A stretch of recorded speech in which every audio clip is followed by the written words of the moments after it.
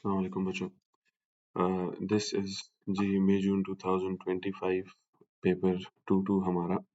This is the past paper practice session में आखिरी हमारे पास सेशंस हैं जी, ये मई जून 2025 एंड अक्टूबर नवंबर 2025। वही सेम हमारे पास पेपर का टाइम इज 1 hour 45 minutes बच्चों। और शुरू करते हैं ज़रा इसके क्वेश्चन नंबर 1 से। कहते हैं कि tick one box to complete the description of abstraction. Abstraction वैसे अगर आप याद करें तो ये हम कहते थे हमारे पास एनालिसिस स्टेज पे दो काम होते थे, that was abstraction of information and उसके साथ साथ इफ यू रिमेंबर तो हम कहते थे डीकॉम्पोजिशन वाज अनदर पार्ट जो कि कैरी आउट होता था। इन एब्स्ट्रैक्शन यूजफुल इंफॉर्मेशन जो थी वो एक्सट्रैक्ट होती थी और जो इंफॉर्मेशन यूज नहीं करनी उसको इग्नोर किया जाता था।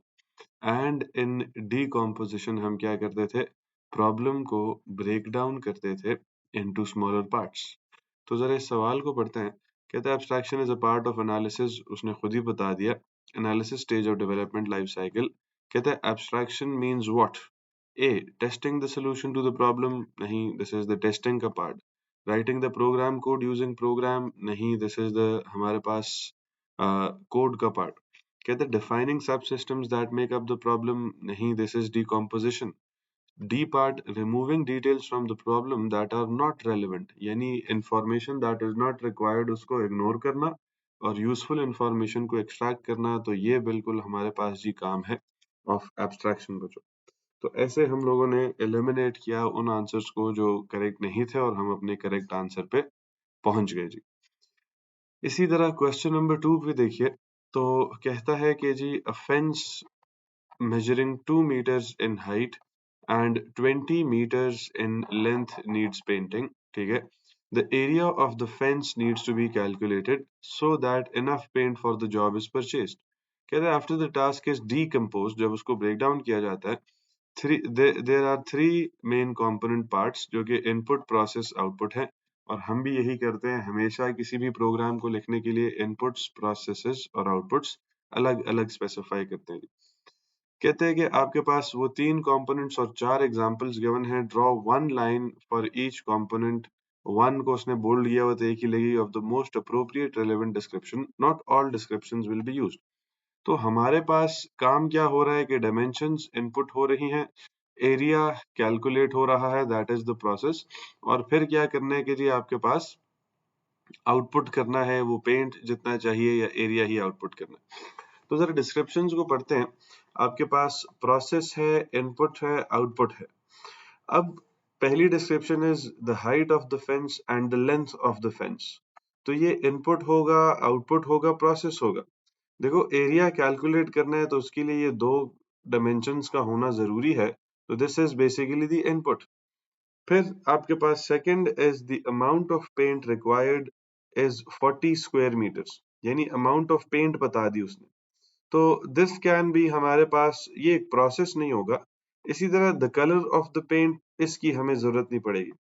The area of the fence is calculated, this is the बच्चों हमारे पास प्रोसेस का स्टेज। एंड जो थर्ड स्टेज है फाइनली आउटपुट करना है, वो आउटपुट हमें क्या करना था, amount of the paint required. तो ऐसे करके हमारे पास ये तीन मिलेंगे जी। कलर ऑफ द पेंट का कोई ताल्लुक नहीं है, उसने सिचुएशन में कोई भी कलर ऑफ द पेंट की डिस्कशन हमसे नहीं की हुई। तो ये तीन मेन कंपोनेंट्स है ऑफ दिस प्रोग्राम जी। और हम जब भी अपने प्रोग्राम्स खुद भी लिखते हैं तो इनपुट स्पेसिफाई करते हैं, प्रोसेस स्पेसिफाई करते हैं और आउटपुट स्पेसिफाई करते हैं। After that we write our program. आगे मूव ऑन करते हैं जी to question number 3।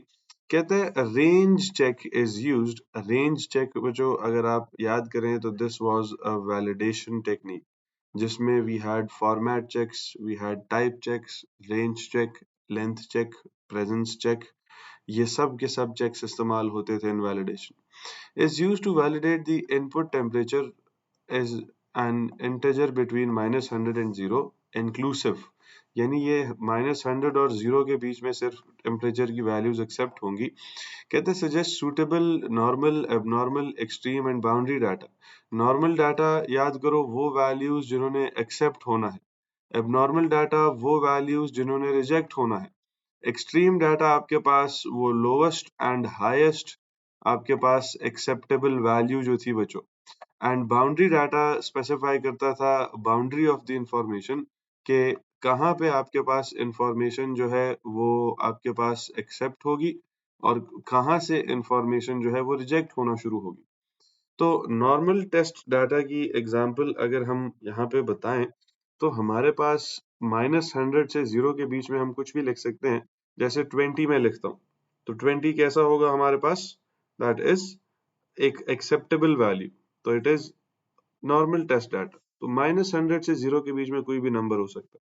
Now abnormal test data वो होगा जो को रिजेक्ट होना चाहिए, यानी वो रेंज चेक को फेल करेगा, इस 100 -100 और 0 की रेंज से बाहर होगा। तो हम कह देते हैं कि जी हमारे पास नहीं, -100 एंड 0 का मतलब है कि वैल्यूज जो हैं, अगर if you draw a number line तो हमारे पास ऐसे दिस इज 0, दिस इज -100, अच्छा इसके बीच में होनी चाहिए। तो इसके मुताबिक जरा इसको करेक्ट करेंगे, abnormal test data should be ऐसे 20, क्योंकि देखो ये इस रेंज से बाहर की वैल्यू है, 20 यहाँ पे कहीं लाई कर रहा हूँ। नॉर्मल टेस्ट डाटा जो है वो -100 से 0 के बीच में कोई वैल्यू हो सकती है, तो -20 can be normal test data बच्चों। ठीक है जी। इसी तरह एक्सट्रीम टेस्ट डाटा बेसिकली वो बाउंड्रीज जो कि एक्सेप्ट होनी है, यानी एक lowest extreme is -100, highest extreme is 0। तो इसमें से आप कोई भी एक वैल्यू लिखेंगे, या -100 लिखेंगे या 0 लिखेंगे। बाउंड्री टेस्ट डाटा बताता है कि कहाँ तक वैल्यूज एक्सेप्ट हो रही हैं और उसके बाद रिजेक्शन कहाँ से शुरू हो जानी। यानी अगर हम इसकी लोअर बाउंड्री की बात करें तो वो हमारे पास कहाँ तक होगी जी, हमारे पास -100 एंड -101 के बीच में। तो ये एक बाउंड्री टेस्ट डाटा हमने बता दिया। या अगर अपर बाउंड्रीज के अलावा मैं आपको बताऊं तो वो क्या होगी जी, हमारे पास 0 और 1 के बीच में, जिसमें 0 तक एक्सेप्टेंस है, उसके बाद रिजेक्शन शुरू हो जाएगी। तो बाउंड्री टेस्ट डाटा में हम बताते हैं कि एक्सेप्ट कहाँ तक होगी और उसके बाद रिजेक्ट कहाँ से होगी। तो these are the answers of test data बच्चों। इसी तरह आगे मूव ऑन करें टू क्वेश्चन नंबर 4। कहता है state one reason for using verification check. Verification check बच्चों होता था आपके पास, याद रखिए, while data entry. Data entry के टाइम हम वेरिफिकेशन करते थे। क्यों वेरिफिकेशन करते थे? टू इंश्योर कि हमारे पास इंफॉर्मेशन इज एंटर्ड, या हम कहते हैं कॉपीड करेक्टली जी। तो दिस वाज द रीजन हमारे पास फॉर यूजिंग वेरिफिकेशन चेक, कि इंफॉर्मेशन को एंटर या कॉपी करेक्टली किया जाए। इसी के बी पार्ट में कहते हैं write a pseudocode algorithm to perform a double entry verification. Double entry क्या होता है? एक दफा इंफॉर्मेशन लिख के दोबारा एंटर करवाई जाती है। यूजिंग द फॉलोइंग क्राइटेरिया, और आसान काम हो गया कि इसने क्राइटेरिया दे दिया। इनपुट करने हैं 10 नंबर्स और उसके साथ साथ स्टोर करना है into an array called numbers बच्चों। इसी तरह कहते हैं इनपुट करो सेम 10 नंबर्स को अगेन, लेकिन इस time we don't have to store them in an array क्योंकि उसने बताया नहीं है। और कहता है as each number is input compare it with its corresponding number in the array numbers.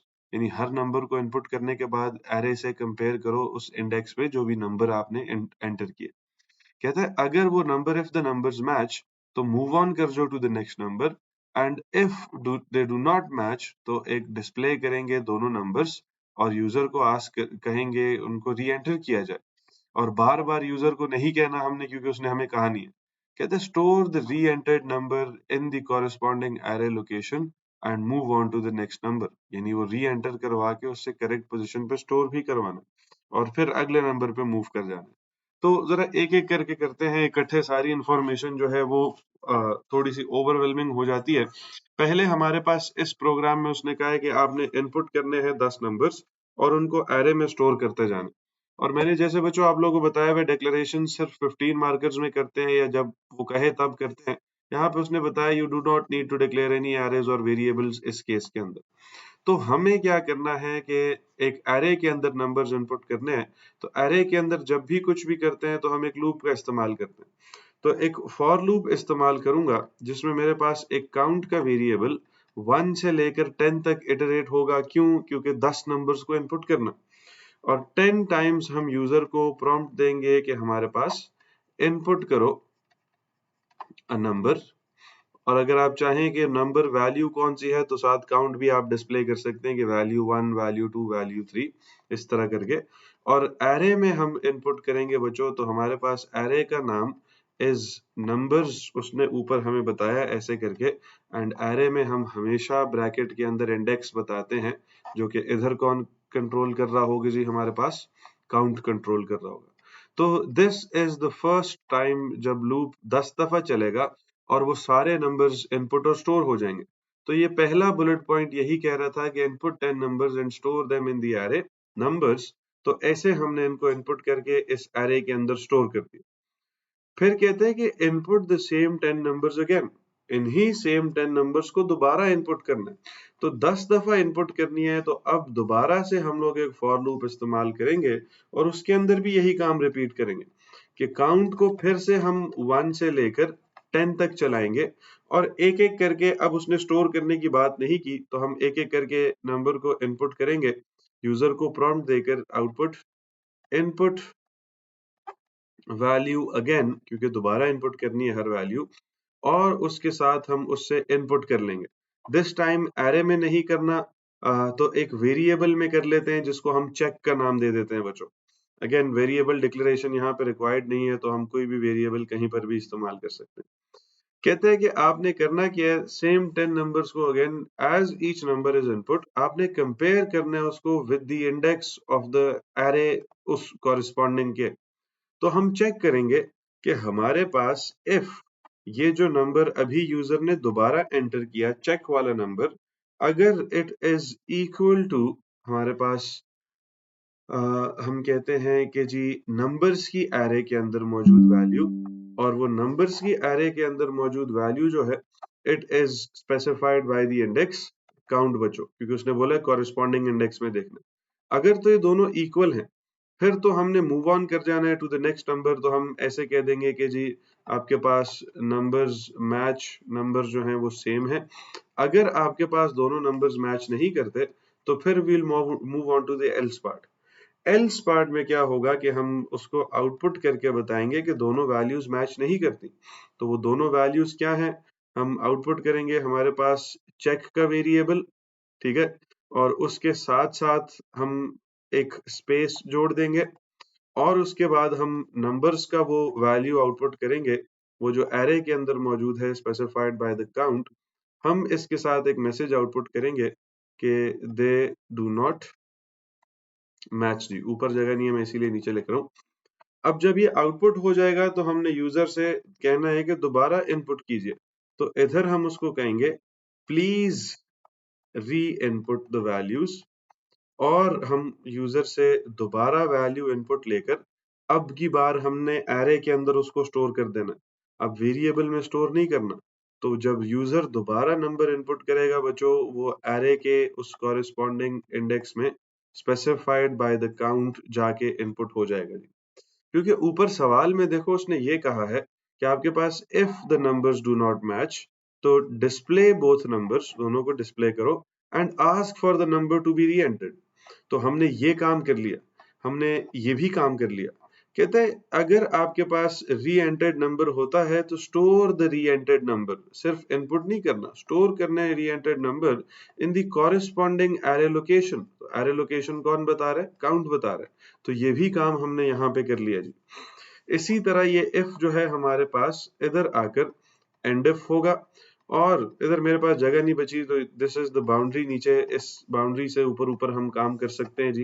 ये हॉरिजॉन्टल और वर्टिकल बाउंड्री होती है जिसके अंदर आपको काम करना होता है। एंड इफ हो गया, उसके बाद to move on to the next number, क्योंकि हर एक नंबर को चेक करना है, तो हम नेक्स्ट काउंट करते जाएंगे बच्चों।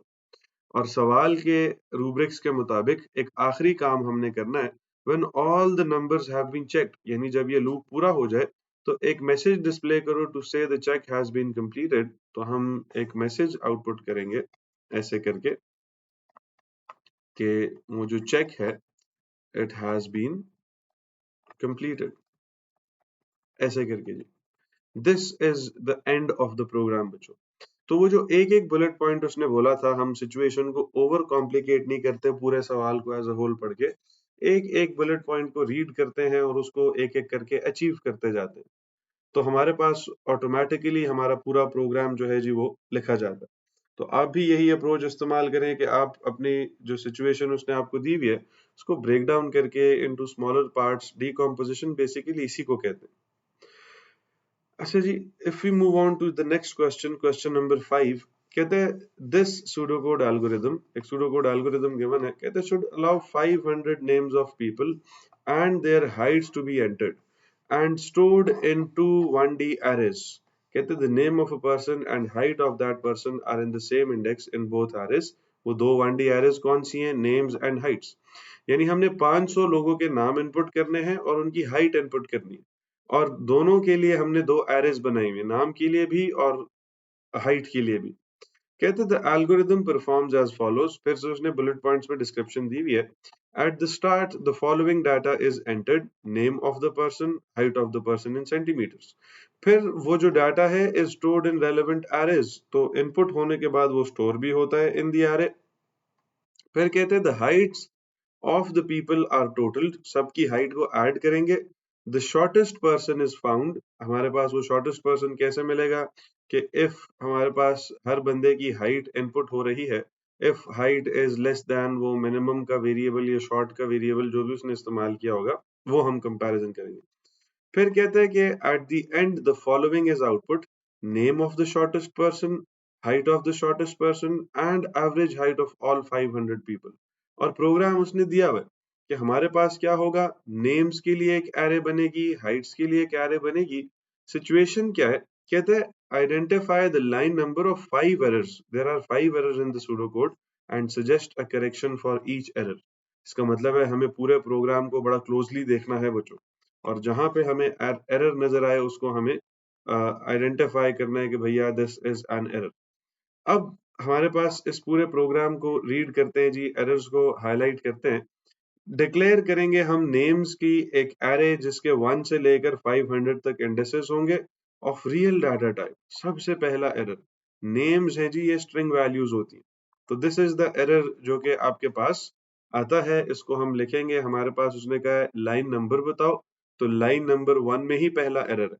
और करेक्शन इसकी क्या है, हम करेक्ट इसकी टाइप इसको प्रोवाइड करेंगे कि वो जो एरे डिक्लेयर हुई है वो उसकी करेक्शन इज डिक्लेयर नेम्स की array as an array, indexes उसके 1 से 500 तक की हैं, लेकिन जो उसकी डाटा टाइप है बच्चों वो हम बताएंगे कि हमारे पास वो होनी चाहिए ऑफ स्ट्रिंग, क्योंकि नाम है वो स्ट्रिंग वैल्यूज होंगे। फिर ऊपर अगर हम जाएं तो हमारे पास नेक्स्ट लाइन में इज डिक्लेयर हाइट्स, एक एरे है ऑफ रियल डाटा टाइप, ठीक है क्योंकि नंबर्स हैं। फिर कहते हैं कि आपके पास declare shortest as real, height real है तो शॉर्टेस्ट पर्सन की हाइट भी रियल होगी। डिक्लेयर टोटल एज रियल, सब रियल हैं तो ऐड होके भी डेसिमल आंसर आएगा। डिक्लेयर काउंटर एज इंटीजर, बिल्कुल ठीक है, काउंटर होल नंबर वैल्यूज होती हैं। डिक्लेयर इंडेक्स एज इंटीजर, ये भी बिल्कुल ठीक है। और शॉर्टेस्ट पर्सन को उसने 500 सेंटीमीटर्स, ये बच्चों स्ट्रैटेजी क्या होती थी आपके पास, दिस वाज रिवर्स इनिशियलाइजेशन, यानी वो शॉर्टेस्ट हाइट के लिए उसने मैक्सिमम पॉसिबल वैल्यू असाइन कर दी इसको। फिर इंडेक्स को 0 से शुरू कर रहा है, और शुरू में जब इनकी हाइट टोटल करनी है तो टोटल को भी असाइनमेंट कर रहा है, लेकिन इफ यू सी तो टोटल को 100 असाइन कर रहा है। हालांकि अभी तक किसी की हाइट इनपुट नहीं हुई तो आपने टोटल कैसे 100 कर लिया। तो this is another error in line number 9 बच्चों, लाइन 9 हम मेंशन करेंगे। और करेक्शन क्या होगी कि हमारे पास शुरू में जो टोटल है, जब किसी की हाइट इनपुट ही नहीं हुई तो इट शुड बी 0 नॉट 100। इसी तरह आगे जाएं अगर, तो नेक्स्ट लाइन पे हमारे पास फॉर काउंटर 1 से 500, बिल्कुल ठीक है क्योंकि लोग कितने हैं हमारे पास, देयर आर 500 पीपल। इनपुट करने हैं names specified by the index. Now यहाँ पे देखो आपके पास ये एक एरे है, इसके एरे को कोई इंडेक्स चाहिए और वो हमेशा लूप वाला वेरिएबल कंट्रोल करता है। लूप में हमने काउंटर लिखा है, इधर हम इंडेक्स लिख रहे हैं, this is also an error बच्चों। तो हमारे पास इधर ब्रैकेट में इंडेक्स वेरिएबल नहीं आना चाहिए, बल्कि जो लूप का वेरिएबल है वो आना चाहिए, दैट इज द काउंटर। तो ये हमारे पास लाइन नंबर 11 थी, इसमें भी देयर वाज एन एरर। और वो एरर क्या था कि जो हम इनपुट कर रहे हैं values in the array names, उसका वेरिएबल इंडेक्स की बजाय वो लूप का वेरिएबल काउंटर आना चाहिए, क्योंकि जिस वेरिएबल का नाम लूप के साथ होता है उसको हम यूजुअली इस्तेमाल करते हैं एज एरे की इंडेक्स वैल्यू।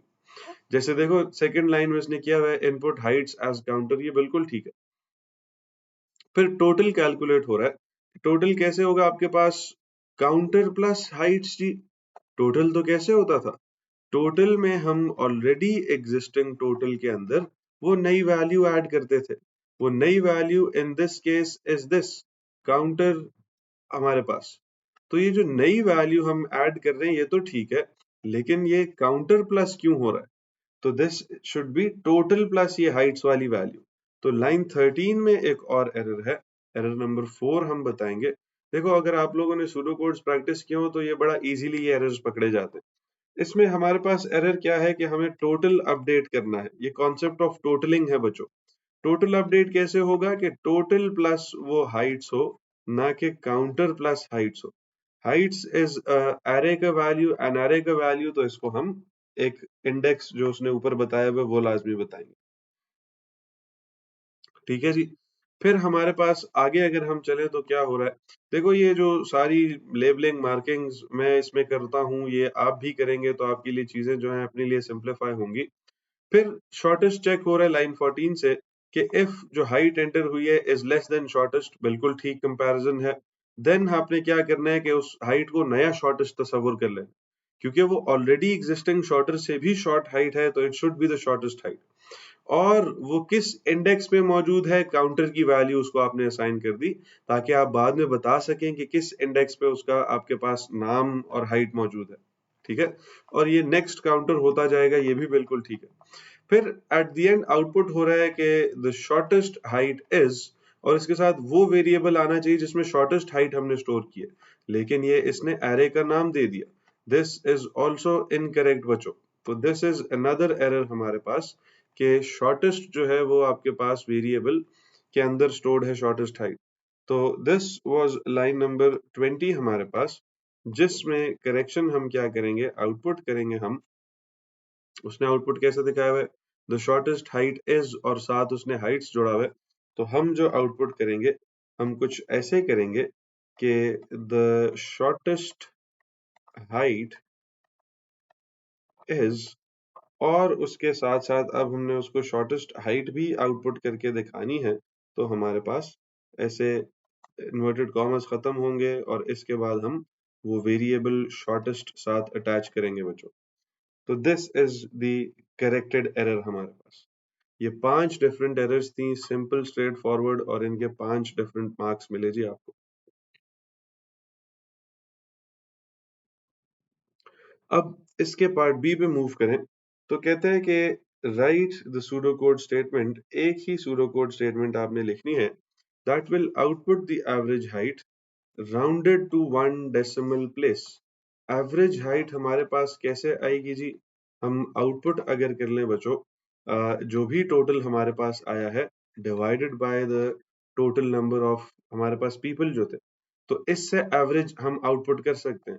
लेकिन उसने कहा है it should be rounded to 1 decimal place. तो राउंडिंग की यहाँ पे कहानी कुछ ऐसी है कि हमें टोटल से एवरेज को कैलकुलेट करेंगे, और फिर इस एवरेज को आउटपुट करते वक्त आपको याद होगा हमने एक लाइब्रेरी रूटीन पढ़ी थी राउंड के नाम से। वो क्या करते थे, उसको हम वैल्यू प्रोवाइड करते थे और बताते थे कितने डेसिमल प्लेसेस राउंड करना है। तो इसको हम ऐसे एवरेज कॉमा 1 देंगे टू आइडेंटिफाई कि भैया इस एवरेज को कितने डेसिमल प्लेसेस आपने मूव करना। एंड इफ यू वांट तो एक ही सूडो कोड लाइन में आप लिख सकते हैं, इस एवरेज को रिप्लेस कर दें बाय टोटल डिवाइड बाय 500 और कॉमा 1 लिख दें, तो आपके पास सेम जवाब आएगा बच्चों। तो दिस वाज द वो राउंडिंग का लाइब्रेरी रूटीन जो कि हमने नोट्स में लिखा था, उसको हमने इस्तेमाल करना था जी। ठीक हो गया। अब कहते हैं explain how you could change the corrected algorithm so that it will also find the height of the tallest person and output the height of the tallest person. बिल्कुल, ये तो काम इसने आसान कर दिया। और कहते हैं कि आपने क्या करना है, सिर्फ और सिर्फ एक्सप्लेन करना है कि ये काम कैसे करेंगे। और अगर कोई स्टेटमेंट्स लिखते हैं तो उनको भी फिर फुली एक्सप्लेन करना है। तो हम लोग सिर्फ एक्सप्लेनेशन लिखते हैं। देखो, टॉलेस्ट के लिए भी हमें एक वेरिएबल चाहिए, तो हम क्या करेंगे, वो प्रोसेस क्या होगा, हम डिक्लेयर करेंगे एक नया वेरिएबल जिसको हम कह देते हैं हमारे पास tallest, to store the height of the tallest person, ऐसे करके। क्योंकि ऊपर उसने आपको सारे वेरिएबल्स डिक्लेयर करके दिखाए हैं, तो यहाँ पे हम एक चेंज में पहला काम ये करेंगे। दूसरा काम हमने क्या करना है कि हमारे पास इनिशियलाइज करना है हमने बच्चों इस वैल्यू को, initialise tallest to smallest possible value, यानी रिवर्स इनिशियलाइज करना है। स्मॉलेस्ट पॉसिबल वैल्यू से हम करेंगे, और हाइट के केस में स्मॉलेस्ट पॉसिबल वैल्यू क्या हो सकती है जी, 0। इसी तरह थर्ड काम हमने क्या करना है कि हम एक इफ कंपैरिजन के थ्रू चेक करेंगे कि क्या इनपुट होने वाली करंट हाइट वो टॉलेस्ट से ग्रेटर तो नहीं है। अगर है तो उसको हम असाइन कर देंगे to the new tallest height. तो हम लिखेंगे थर्ड पॉइंट हमारा, check through the if statement, या इसको हम कहते हैं हमारे पास कंडीशनल स्टेटमेंट, या इसको सिलेक्शन स्टेटमेंट भी कहते थे, याद करो। Check through the conditional statement कि if the entered height if the entered height is larger than the value in, कौन सा वेरिएबल होगा जी हमारे पास टॉलेस्ट के लिए। इफ ऐसा होता है, इफ आपके पास ये जो वैल्यू है इट इज ग्रेटर, तो हम बताएंगे कि जी it is assigned to tallest, ताकि ये नई टॉलेस्ट वैल्यू बच्चों कंसिडर हो। और उसके बाद आखिरी काम क्या होगा, आउटपुट भी उसने कहा है कि आप height of the tallest person कैसे करेंगे। तो जैसे हमने ऊपर देखो, लूप एंड होने के बाद आफ्टर द नेक्स्ट काउंटर हमने शॉर्टेस्ट पर्सन की हाइट आउटपुट की, तो हम बताएंगे कि हमारे पास after the loop ends, after the loop ends हम क्या करेंगे, आउटपुट कर देंगे the contents of the variable. कौन सा वेरिएबल स्टोर कर रहा है टॉलेस्ट पर्सन की height, of the variable tallest. तो दिस इज हमारे पास वो चेंजेस जो कि हमने करने हैं बच्चों। यानी ये बेसिकली वो मैक्सिमम मिनिमम में से इसने मिनिमम खुद फाइंड कर दिया। मैक्सिमम के लिए आपको कहता है कि आप टेक्स्ट में लिख कर एक्सप्लेन करके बता दें कि आप मैक्सिमम कैसे फाइंड करेंगे।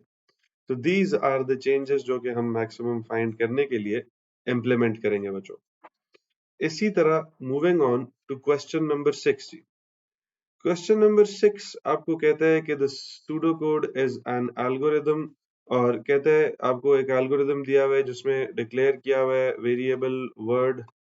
इसी तरह आपके पास आगे इसको एक और वेरिएबल v1, फिर v2, फिर नंबर, फिर इंडेक्स, फिर l1, l2 और कंटिन्यू, काफी सारे वेरिएबल्स उसने डिक्लेयर किए हैं। फिर यूजर से नंबर इनपुट करवाता है, इंडेक्स 1 से लेकर उस नंबर तक लेकर जाता है, एक वर्ड इनपुट करता है, continue is a Boolean variable जिसको वो ट्रू करता है, और आपके पास वो वैल्यूज असाइनमेंट कर रहा है। यानी ये आपके पास एक एल्गोरिदम उसने ऑलरेडी ऑलरेडी रिटन आपको दिया हुआ है। इससे रिलेटेड सवाल क्या है जी, हाँ जी, देखिए दिस इज हमारे पास अ ट्रेस टेबल। कहते हैं complete the table for algorithm using the input data. तीन उसने आपको इनपुट डाटा वैल्यूज दी हुई है, two, racecar and treat. इसको आपने कंप्लीट करना है यूजिंग दी दिस एल्गोरिदम जो कि इसने आपको दिया। अच्छा, फॉर दिस इसकी बेटर अंडरस्टैंडिंग के लिए इसको मैं स्क्रीन स्प्लिट करता हूँ जी जरा। देखिए जी, अब साइड बाय साइड हमारे पास वो एल्गोरिदम भी और जो इसका ट्रेस टेबल है वो भी है, ताकि हम लोग देख सकें कि हमारे पास कैसे काम चल रहा है। अब इसके अंदर देखिए जी जरा, एल्गोरिदम क्या कहता है, जरा इसको फॉलो करते हैं साथ साथ। कहता है आपने ये डिक्लेरेशंस की तो हमें इनको देखने की जरूरत नहीं। काम हमारा शुरू होगा इस लाइन से, दैट इज इनपुट वाली लाइन। इनपुट करें नंबर। तो इनपुट्स ये जो सब इसने प्रोवाइड की होती हैं, ये इनपुट्स होती हैं जिनको हमें करना होता है। तो सबसे पहली इनपुट जो है दैट इज अ नंबर, तो हम वेरिएबल नंबर के अंदर ये वैल्यू 2 इनपुट कर लेंगे। तो this is the variable number, इसके खाने में बच्चों ऐसे 2 आ जाएगा जी हमारे पास। फिर इसी तरह कहते हैं फॉर इंडेक्स 1 टू नंबर, यानी आपके पास इंडेक्स वैल्यू 1 से लेकर ये जो इंडेक्स है इसको 1 मिलेगा शुरू में, क्योंकि इसको देखो ये असाइनमेंट हो रही है हमारे पास। 1 से नंबर तक आप चलेंगे, यानी 1 से 2 तक ऑब्वियसली चलेंगे क्योंकि नंबर इज 2। हमने क्या करना है, इनपुट करना है वर्ड को। तो अगेन अगली इनपुट भी इसने हमें ऑलरेडी प्रोवाइड की हुई है, word that is racecar. तो इस रेस कार को हमें एज वर्ड इनपुट करना है। तो ये हमारे पास ऐसे आएगा जी, रेस कार, ऐसे करके बच्चों। आफ्टर दैट हमने कंटिन्यू एक वेरिएबल है जिसके अंदर ट्रू स्टोर करना है। तो कंटिन्यू एक वेरिएबल है जिसके अंदर मुझे ऐसे ट्रू स्टोर करना है। इसी तरह आफ्टर दैट हमें क्या करना है जी, हमारे पास अ, एक वेरिएबल है v1 जिसको 1 से इनिशियलाइज करना है। तो वेरिएबल v1 को हम 1 से इनिशियलाइज करेंगे। कोशिश किया करें हर लूप की एक इटरेशन आप इस तरह फॉलो किया करें, एक लाइन में या चलते चलते आप किया लिखा करें। फिर कहते हैं कि जी v2 के अंदर आपने स्टोर करनी है लेंथ ऑफ द वर्ड। ये लेंथ याद करो एक स्ट्रिंग हैंडलिंग फंक्शन था जो कि क्या रिटर्न करता था हमें, नंबर ऑफ कैरेक्टर्स किसी भी स्ट्रिंग के अंदर। तो ये जो वर्ड है इसके अंदर नंबर ऑफ कैरेक्टर्स ये 1 2 3 4 5 6 7 नंबर ऑफ कैरेक्टर्स हैं। ये 7 कैलकुलेट होकर असाइन हो जाएगा v2 को। तो v2 के अंदर ऐसे बच्चों 7 स्टोर हो जाएगा। आफ्टर दैट हमारे पास एक और काम होगा। जब हम एक while लूप स्टार्ट करेंगे तो कहते हैं जब तक while continue is equal to true and v1 is less than v2। तो continue true है और v1 1 है, v2 7 है, दोनों कंडीशंस फॉलो हो रही हैं। तो जब तक v1 is less than v2 हम क्या करेंगे, l1 को सब स्ट्रिंग का फंक्शन इस्तेमाल करेंगे। इसको आप सब स्ट्रिंग भी कहते हैं और इसको हम कभी कभी मिड का नाम भी देते हैं बच्चों। तो ये क्या करेगा, उस वर्ड के अंदर से सब स्ट्रिंग क्या कहता था कि this is the starting point and this is the number of characters जो कि आपने निकालने। यानी word is racecar, starting point is v1। v1 क्या है हमारे पास 1। तो पहले कैरेक्टर से शुरू करना है और कितने नंबर ऑफ कैरेक्टर्स निकालने हैं, एक कैरेक्टर हमें एक्सट्रैक्ट करना है जी। यानी पहले कैरेक्टर को एक्सट्रैक्ट करें तो हमारे पास r बनेगा और वो दे देंगे हम l1 को। तो l1 के अंदर ऐसे r स्टोर हो जाएगा। फिर आफ्टर दैट L2 के पास सबस्ट्रिंग आएगी वर्ड v2, 1। अब v2 is the starting position, v2 7 है। 7th कैरेक्टर से शुरू करके कितने अल्फाज एक्सट्रैक्ट करेंगे जी, एक सिर्फ। तो that is also an r, ये स्टोर कर देंगे L2 में। तो ये हमारे पास L2 में ऐसे r आ जाएगा बच्चों। फिर if L1 is not equal to L2 तो कंटिन्यू को फॉल्स कर देंगे। लेकिन देखो L1 भी R है, L2 भी R है, तो ये फॉल्स नहीं होगा। तो we will move to the else part. Else part कहते हैं कि आपने क्या करना है, इसको थोड़ा सा मैं जूम इन और करता हूँ।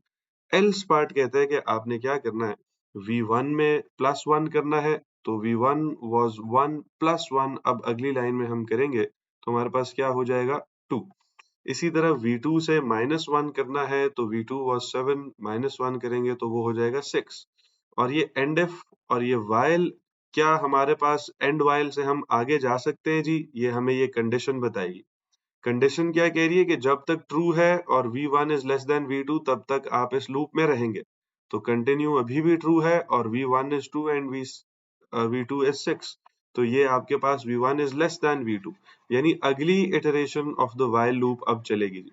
अब next iteration of the while loop, तो हमने लाइन भी देखो चेंज कर लिया आपके सामने। नेक्स्ट इटरेशन में क्या होगा, L1 is the new word जो कि सब स्ट्रिंग के थ्रू निकलेगा from the variable word. Word अभी भी रेस कार है, रेस कार के अंदर से v1 से शुरू करना है। नाउ v1 is 2, यानी second character which is a, इससे शुरू करना है और एक कैरेक्टर ही निकालना है।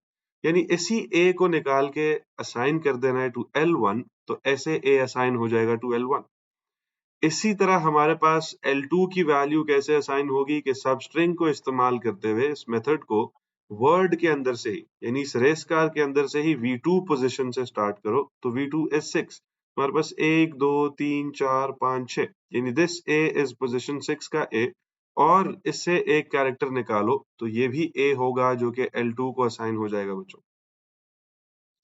फिर कहते हैं if L1 is not equal to L2, हमारे पास तो दोनों A's ही हैं, तो ऐसा बिल्कुल नहीं है, देन पार्ट नहीं चलेगा, एल्स पार्ट चलेगा। एल्स पार्ट में फिर से V1 अपडेट होगा एज V1 प्लस 1, तो अब हमारे पास V1 प्लस 1 होके 3 हो जाएगा, और V2 में से -1 करके वापस V2 को असाइन करेंगे तो V2 5 हो जाएगा। ये एंड ऑफ होगा। एंड वाइल अगेन करने से पहले कंडीशन चेक होती है, तो क्या वाइल अलाउ करेगा? कंटिन्यू ट्रू है, V1 जो है वो 3 है और V2 जो है वो 5 है, तो ये दोनों कंडीशंस बिल्कुल मीट हो रही हैं। इसका मतलब है अभी आप वाइल लूप को एग्जिट नहीं कर सकते, तो दोबारा से वाइल लूप शुरू से अगली इटरेशन स्टार्ट कर देगा। L1 फिर से इसको प्रोवाइड किया जाएगा। L1 क्या है हमारे पास? अगेन सब स्ट्रिंग के अंदर से, उस वर्ड के अंदर से पोजीशन क्या है? V1। V1 is the third position, तो C को एक्सट्रैक्ट करेंगे, और एक ही कैरेक्टर है तो इसी सिर्फ C को एक्सट्रैक्ट करेंगे। फिर L2 हमारे पास is substring word V2। V2 is now 5, तो गिनेंगे 1 2 3 4 5 पे ये C ही आता है, तो इस C को एक्सट्रैक्ट करके L2 को असाइन कर देंगे, ऐसे करके बच्चों। तो जब हमारे पास ये वैल्यूज असाइन हो गई, अब हमने क्या करना है? Moving on. अब हम लोग इस असाइनमेंट के बाद दोबारा देखेंगे कि if L1 is not equal to L2, लेकिन ये दोनों C हैं, दोनों एक दूसरे की इक्वल हैं, तो देन पार्ट फिर नहीं चलेगा। एल्स पार्ट कहेगा V1 प्लस 1 करो, तो V1 प्लस 1 इज हमारे पास 3 plus 1 is 4, V2 minus 1, 5 minus 1 is 4। ये एंड ऑफ होगा। एंड वाइल करने से पहले दोबारा वाइल से पूछेगा कि क्या बाहर जाने की कंडीशन है, और अगर हमारे पास बाहर जाने की कंडीशन होती है, continue is equal to true, तो ये तो कहते हैं कि लूप चलता रहेगा, लेकिन उसके साथ एंड कहते हैं V1 is less than V2, V1 is 4, V2 is 4, तो ये लेसर नहीं है। तो एंड कहता है एक भी कंडीशन फॉल्स हो गई तो आपने लूप एंड कर देना है। तो इसका मतलब है इस केस में अब हमारे पास ये वाइल लूप जो है बच्चों, ये एंड हो जाएगा। And after this while loop ends, हम देखेंगे कि if continue equals to true, तो फिर आपने क्या करना है? आउटपुट करना है सक्सेसफुल। कंटिन्यू में बिल्कुल हमारे पास इधर अगर आप नोटिस करें तो कंटिन्यू के अंदर ऐसे ट्रू ही पड़ा हुआ है, सॉरी, ये हमारे पास कंटिन्यू के अंदर ये ट्रू ही पड़ा हुआ है बच्चों। तो इसका मतलब है कि हमने आउटपुट क्या करना है, जो उसने हमें बताया, सक्सेसफुल आउटपुट करना है। तो ये 4 के केस में आफ्टर द लूप एंड्स, क्योंकि लूप एंड हो गया, तो हम लाइन चेंज करेंगे और ऐसे सक्सेसफुल जो हमारे पास मैसेज है उसको आउटपुट करेंगे जी, ऐसे करके। तो this is what will be the output. फिर कहता है कि आपने एल्स पार्ट पे तो हम जाएंगे नहीं क्योंकि हमने देन पार्ट पे चले गए। इफ एंड एफ होगा और नेक्स्ट इंडेक्स हमें क्या करेगा? वापस इधर इस फॉर पे ले आएगा जी।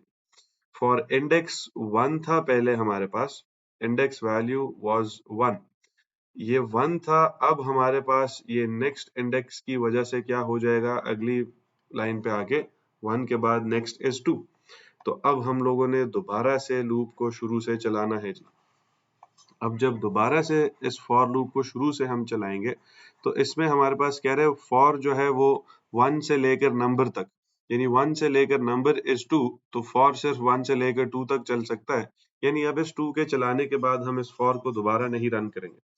तो इस केस में क्या होगा? कंटिन्यू ट्रू, बिल्कुल कंटिन्यू अभी तक ट्रू है हमारे पास।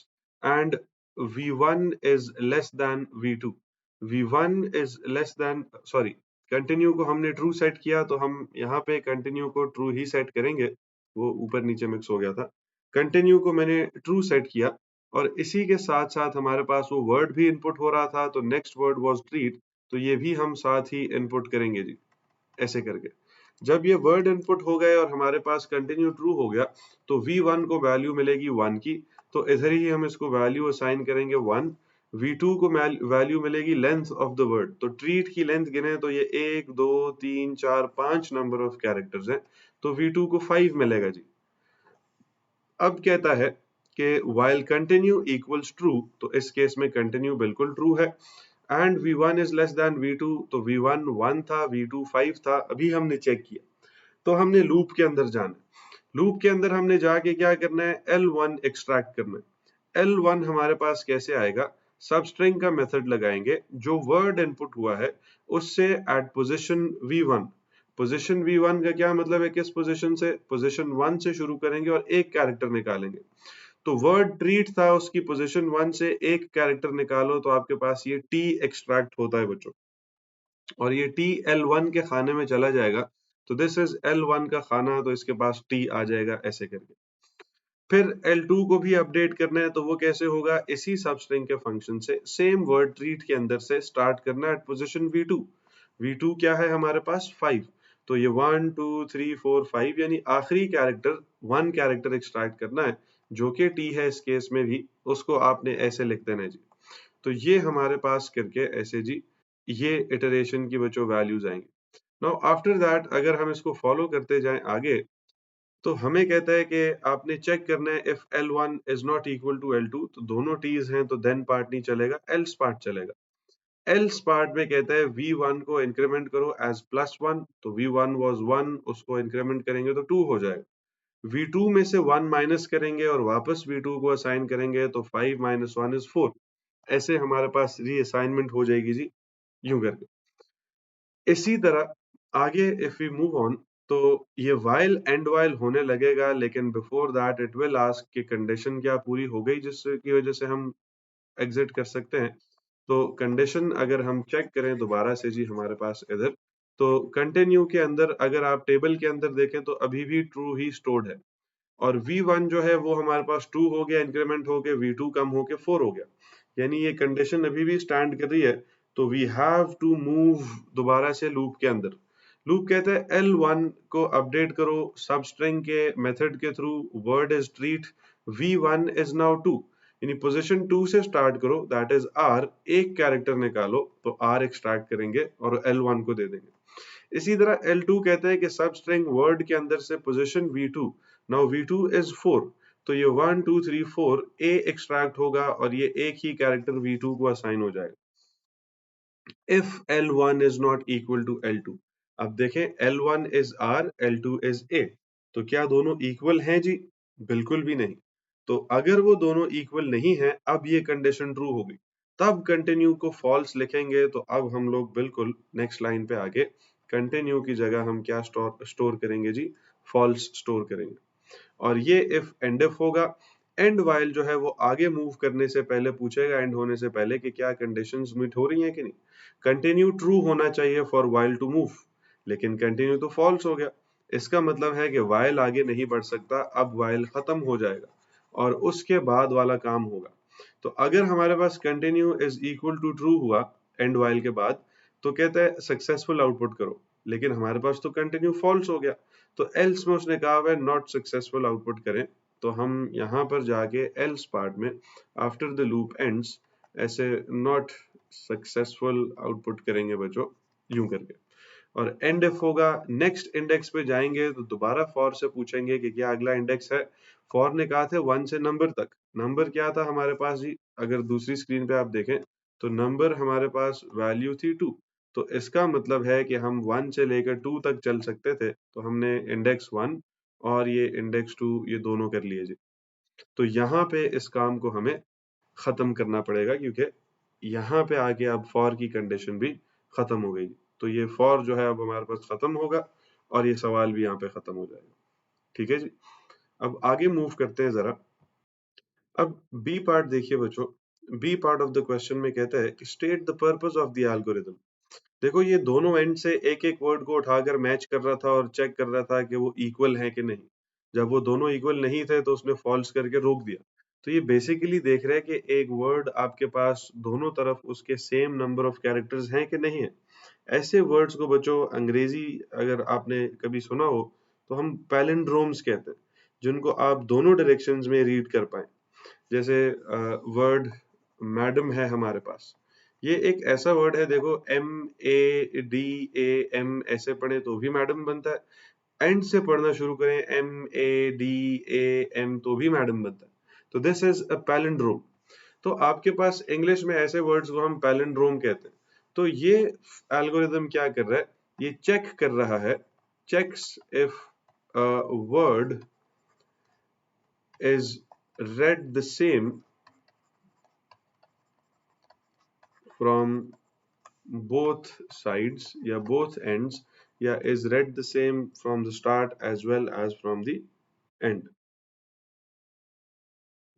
ठीक है जी. कहते हैं explain how the algorithm knows when all the letters in the word have been checked so that it can stop checking. Algorithm को कैसे पता चलेगा जी कि आपके पास कब सारे के सारे लेटर्स चेक हो गए हैं और अब रुक जाना चाहिए. अब देखो इसके लिए इसने ऊपर एक चेक लगाया हुआ था जो कि अभी हमने देखा जिसकी वजह से हमने एल्गोरिदम को एंड किया. एल्गोरिदम किस केस पे एंड हो रहा था जी? जब हमारे पास v1 v2 से लेसर नहीं रहता था. यानी हमारे पास एक एक कैरेक्टर की पोजीशन हम निकालते थे और उस कैरेक्टर पोजीशन में जब वो मैच कर जाते थे तो v1 को भी इंक्रीमेंट करते थे और v2 को डिक्रीमेंट करते थे. और जब हमारे पास ये दोनों वैल्यूज करते करते सेम हो गई या v1 ग्रेटर हो गया तो इसका मतलब है कि आपके पास सारे वर्ड को आपने दोनों तरफ से चेक कर लिए.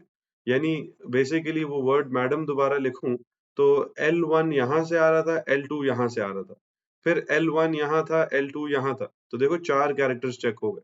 जब दोनों सेम कैरेक्टर पे पहुंच जाएंगे तो इसका मतलब है आपके पास चेक इज कंप्लीट. तो v1 v2 जब सेम हो जाएंगे तो इसका मतलब है you have completed the check. ठीक है. तो यहाँ पे एक्सप्लेनेशन हमने क्या करनी है, हमारे पास हम बताएंगे कि it the program uses.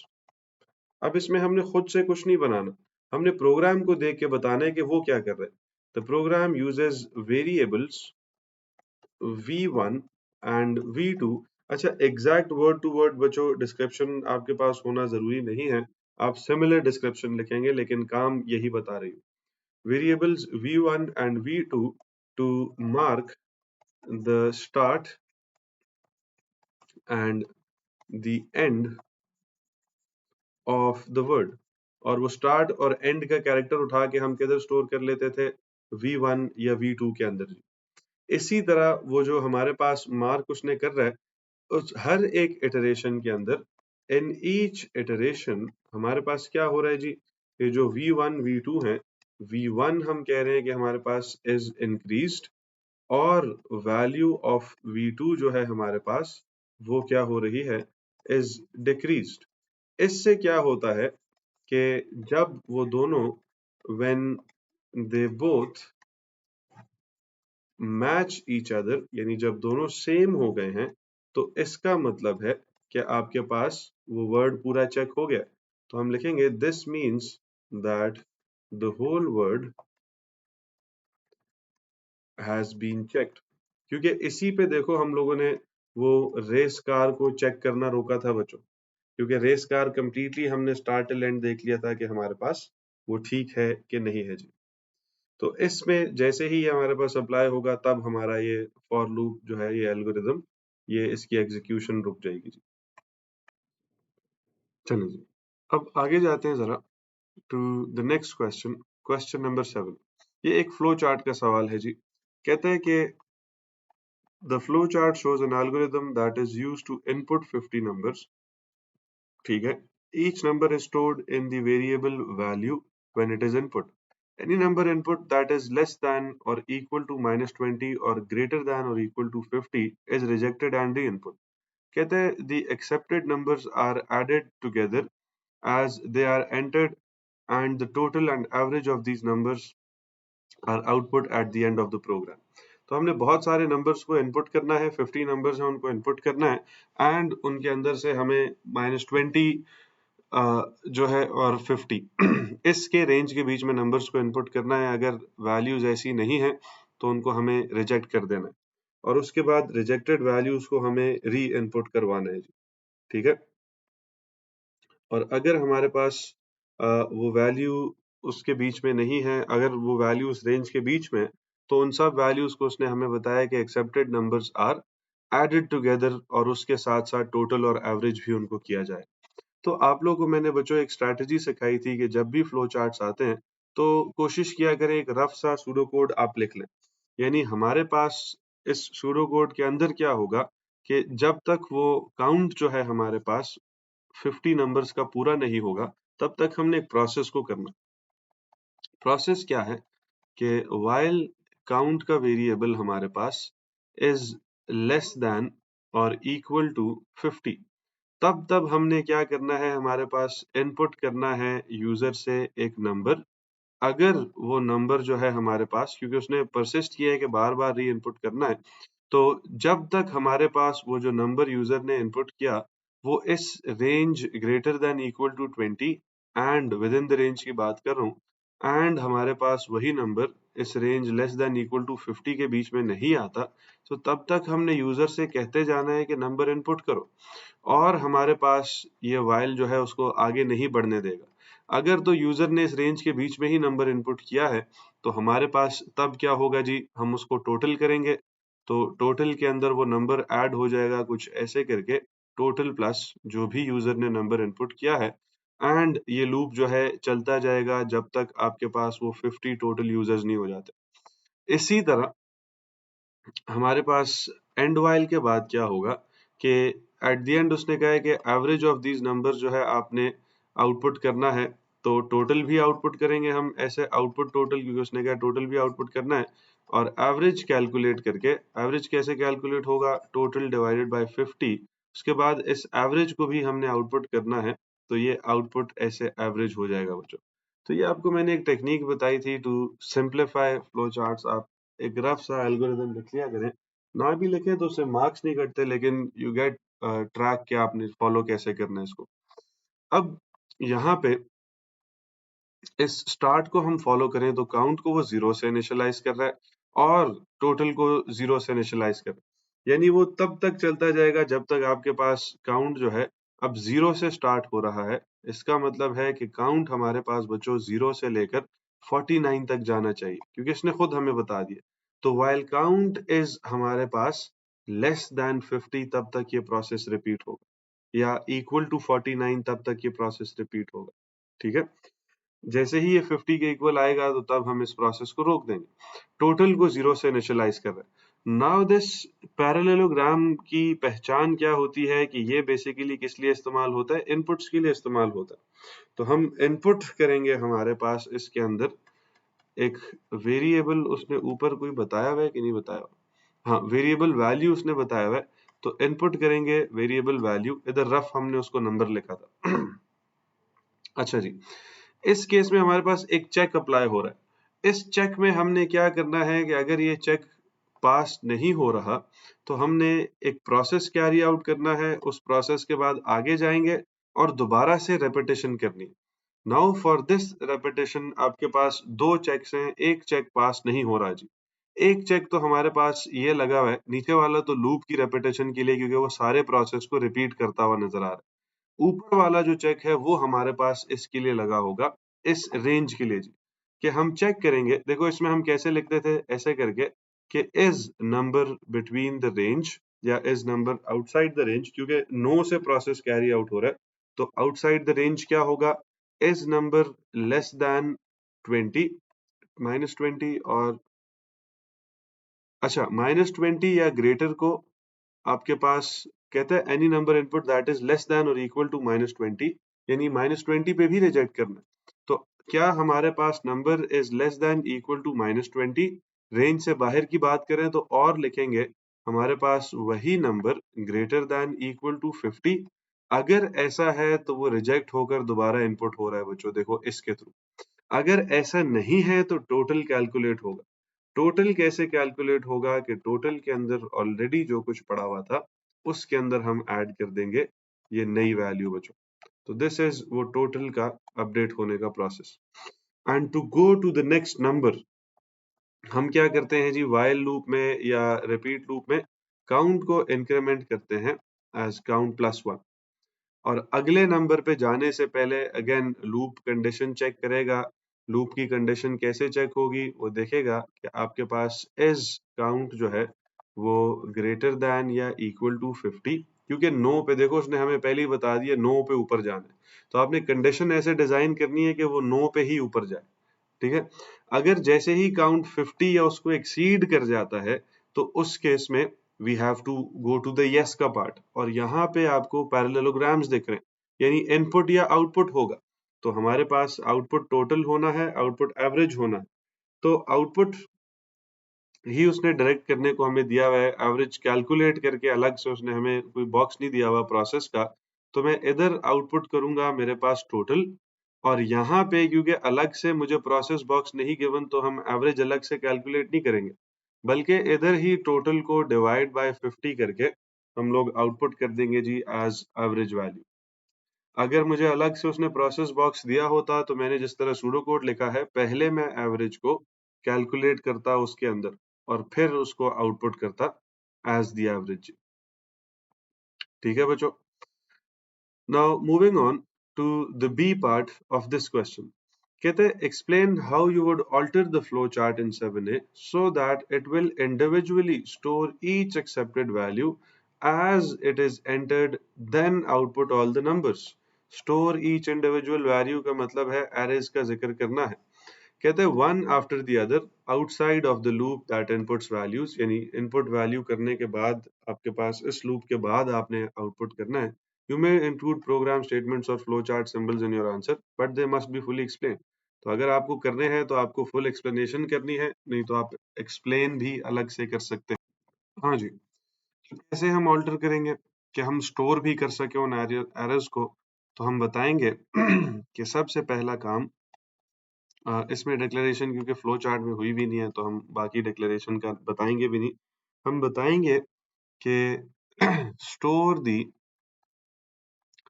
Input values in an array inside the loop, क्योंकि this is the standard method बच्चों। जब हम प्रोग्राम्स करते हैं तो एरेज के अंदर values inside the loop store करते हैं। और हम बताएंगे कि यूज द वेरिएबल, क्योंकि एरे है तो हमेशा आप उसका इंडेक्स भी बताते हैं, तो use the variable counter as an index जी, ताकि हमारे पास वैल्यूज जो है वो इन कॉरेस्पॉन्डिंग वैल्यूज स्टोर हो सके। ठीक है। इसी तरह हम बताएंगे कि हमारे पास after the loop ends, after the first loop ends, क्योंकि उसने बोला है कि इस लूप के बाद आपने बताना है। ठीक है। तो हम बताएंगे कि start another loop that iterates through the array. Loop क्या करता है? रेपिटेशन करता है। तो हम बताएंगे कि वो रिपीट करे, इटरेट्स थ्रू द एरे। ठीक है जी। पूरी की पूरी एरे के अंदर वो रेपिटेशन देखेगा हर एक इंडेक्स को। और हम क्या करेंगे? आउटपुट करेंगे, output each value of the array inside the second loop जी। तो this is the change जो कि हमने बच्चों करना था। ठीक है। टू स्टोर द वैल्यूज और ताकि वो one after the other output हो सके, तो दैट इज हमारे पास द चेंज। और वो आपके पास कैसे होगा? बाय यूजिंग काउंटर वेरिएबल, दोबारा से आउटपुट करते वक्त भी as the index of the array. तो देखो, इसने आपको सिर्फ अंग्रेजी आपको समझनी होती है कि वो बेसिकली कहना क्या चाह रहा है। बहुत सिंपल सिंपल काम, चेंजेस, एक्सप्लेनेशंस आपसे मांगता है कि वो चेंज उसको कैसे करना है कि आप वैल्यू स्टोर भी हो सके। तो बेसिकली एरे इंट्रोड्यूस करवानी है हमने। ठीक है जी। तो एरे कैसे होती है? Input inside the loop through an index. Output कैसे होगा? Inside the loop through an index. उसने कहा सेम लूप के अंदर ना हो, आउटसाइड द लूप, बाहर, इस लूप के बाहर आप आउटपुट करें। तो हम इस लूप के बाहर एक अपना लूप बना लेंगे जिसके अंदर वो एरेज की वैल्यूज को आउटपुट करते जाएंगे।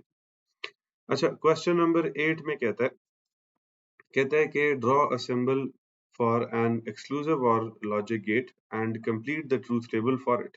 एक्सक्लूसिव और लॉजिक गेट कैसे होता था बच्चों? दो इनपुट्स होती थी इसकी, input A and input B.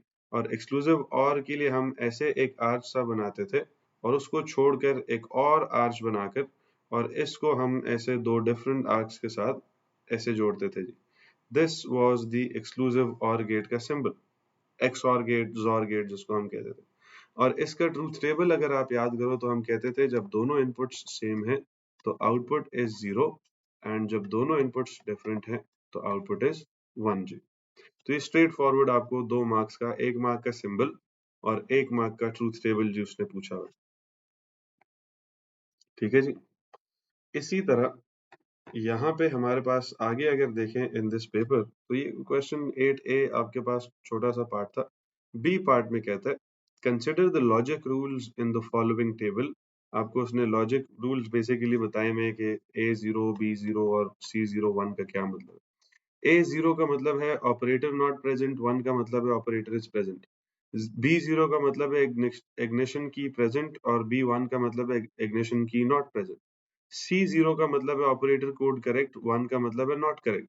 तो A ऑपोजिट है जिसमें नॉट वाला काम हो रहा है, बाकी सब में 1 पे नॉट है और 0 पे इज करेक्ट। कहता है a crane is a machine with a long arm used to lift heavy objects. The crane will only move. बच्चों ये स्टेटमेंट जो होती है याद करो, इनसे हम अपनी लॉजिकल एक्सप्रेशन बनाते थे। Crane will only move if the operator is present, यानी आपके पास ऑपरेटर प्रेजेंट वाला कौन सा इनपुट है, ए क्या होना चाहिए, 1, यानी ए इज इक्वल टू 1 आपके पास।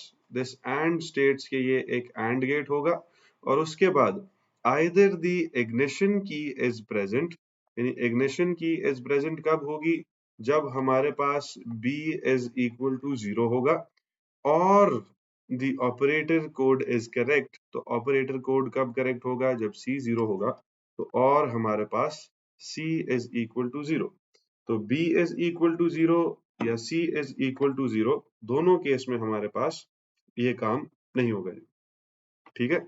अब इसी तरह बल्कि यहाँ पे कहता है कि आइदर द इग्निशन की और the operator code is correct, यानी इग्निशन की करेक्ट होनी चाहिए या हमारे पास ऑपरेटर कोड करेक्ट होना चाहिए। दोनों केसेस में आपने देखना है कि दोनों में से किसी एक चीज का करेक्ट होना आपके पास इज इम्पोर्टेंट।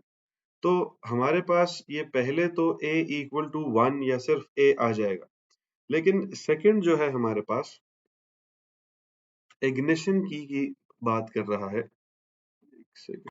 तो इग्निशन की हमारे पास तभी प्रेजेंट होगी जब b 0 होगा और कहते हैं उसके साथ साथ ऑपरेटर कोड इज करेक्ट, तो वो तब ही होगा जब c 0 होगा। यानी हमारे पास ये कहानी हो या ये कहानी हो हमारे पास, तब हम लोगों ने इस पूरी एक्सप्रेशन को कंप्लीट मानना। तो कहते हैं राइट द लॉजिकल एक्सप्रेशन। तो a इक्वल टू 1 का मतलब है इसके साथ कुछ नहीं आएगा, 0 का मतलब है नॉट आएगा। यानी a equal to 1 means a and और उसके साथ साथ हमारे पास b इक्वल्स टू 0 का क्या मतलब है बच्चों, नॉट b। और बीच में इन दोनों के और गेट आएगा क्योंकि उसने वो और बोला है। और इसी के साथ साथ c इक्वल टू 0 का मतलब क्या है जी, नॉट c। तो ऐसे करके हमारे पास ये लॉजिकल एक्सप्रेशन आएगी। सेकेंड पार्ट कहता है complete the truth table for the crane moving, यानी जो ऊपर लॉजिकल एक्सप्रेशन आपने फॉर द मूविंग क्रेन लिखी है, the crane moving is represented as x equal to 1, this is the logical expression. इस लॉजिकल एक्सप्रेशन का आपने ट्रूथ टेबल बनाना है। तो a एंड हमारे पास ब्रैकेट पहले हम सॉल्व करेंगे जिसमें नॉट b नॉट c आपस में और हो रहे हैं। तो पहले हम नॉट b से आने वाले जवाब को बच्चों d कह देते हैं और उसको सॉल्व करते हैं। अब ये मेरे पास d की वैल्यूज कैसे आएंगी, जब b ऑपोजिट करते जाएंगे तो b जहां 0 होगा वहां d 1 होगा, जहां b 1 होगा वहां हम d को 0 कर देंगे, तो हमारे पास ऐसे वैल्यूज ऑफ d आ जाएंगी जी। ये हमारे पास वैल्यूज हैं ऑफ द वेरिएबल डी। इसी तरह नॉट सी से आने वाले जवाब को मैं ई कह देता हूं और वो हमारे पास कैसे आएगा कि जब सी ऑपोजिट होगा तो ऐसे हमारे पास ऐसे सी की सारी वैल्यूज को ऑपोजिट कर देंगे, वंस को जीरोस और जीरोस को वंस बना देंगे। अब ये जो D और ये जो E है इनको आपस में और करना है तो इसको हम F कह देते हैं। और ये कैसे होगा, D और E को ऐड करने से, तो 1 एंड 1 इज 1, यहाँ से भी 1 यहाँ से भी 1, 0 प्लस 0 इज 0, ये 1 ये 1 ये भी 1 और ये 0 हमारे पास ऐसे करके आएगा। फिर उसके बाद ये जो f की वैल्यूज हैं ये सब एंड होनी है हमारे पास विद a। तो f एंड a हमने करना है, तो 0 इंटू 1 इज 0, ये 0 इंटू 1 इज 0, ये 0 इंटू 1 इज 0, ये 0 इंटू 0 इज 0, फिर ये 1 इंटू 1 इज 1, ये भी 1 इंटू 1 इज 1, ये भी 1 आएगा और ये 1 इंटू 0 इज 0 बच्चों। तो ऐसे करके हमारे पास ये ट्रूथ टेबल बनेगा जी for this complete logic statement हमारे पास। आगे मूव ऑन करें जी टू क्वेश्चन नंबर 9। कहते जी के a database table capital city stores the data about capital cities from around the world। आपके पास फील्ड्स गिवन है और उनकी डिस्क्रिप्शन गिवन है। आइडेंटिफिकेशन क्या होगी, एक यूनिक आइडेंटिफायर यानी यूनिक वैल्यूज क्या होती थी बच्चों हमारे पास डाटाबेस के अंदर, प्राइमरी कीज कहलाती थी, याद है। Name of the city, country जिसमें वो सिटी है, कॉन्टिनेंट जिसमें वो सिटी है, population of the city, city का founding year, average income in the city, and subway हमारे पास अंडरग्राउंड सबवे है कि नहीं है। सब डिस्क्रिप्शंस दी हुई हैं।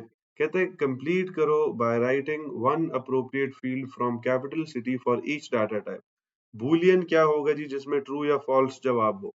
तो देखो सबवे के अंदर आपके पास वेदर और not city has an underground Subway, यानी या तो सबवे होगा या तो नहीं होगा। तो बूलियन वैल्यू हमारे पास जो है इस केस में वो सबवे से उठ के आ सकती है बच्चों। इसी तरह integer is a whole number, तो हमारे पास द नंबर, इधर देखो this is a whole number. इसी तरह ये नाम है, ये ईयर है, ये एवरेज है तो ये रियल होगा। तो पॉपुलेशन इज द ओनली आपके पास होल नंबर्ड वैल्यू, तो इंटीजर आपके पास ऐसे एक पॉपुलेशन आएगा जी। रियल वैल्यू देखो एवरेज कर रहा है, तो average income is basically real value. तो इस वेरिएबल का हम नाम लिखेंगे जो उसने ऊपर हमें फील्ड का नाम दिया है, एवरेज इनकम ऐसे करके। टेक्स्ट वाली इंफॉर्मेशन कौन कौन सी हो सकती है, तो टेक्स्ट वाली इंफॉर्मेशन बच्चों अगर आप लोग देखो तो आपके पास name of the city, name of the continent, फिर हमारे पास नेम ऑफ द कंट्री, और आइडेंटिफिकेशन भी समहाउ हो सकता है हमारे पास। तो टेक्स्ट की फील्ड में से कोई भी एक आप लिख दें जी आपके पास। वेरिएबल कंट्री चलो हम लिख देते हैं, कोई एक वैल्यू आपने लिखनी है, एक से ज्यादा आप नहीं लिखते। फिर B part, this is the main part जी, एसक्यूएल स्टेटमेंट लिखवा रहे हैं। कहते हैं complete the SQL statement to list only the name country and population of all cities in capital city from the continent of Asia.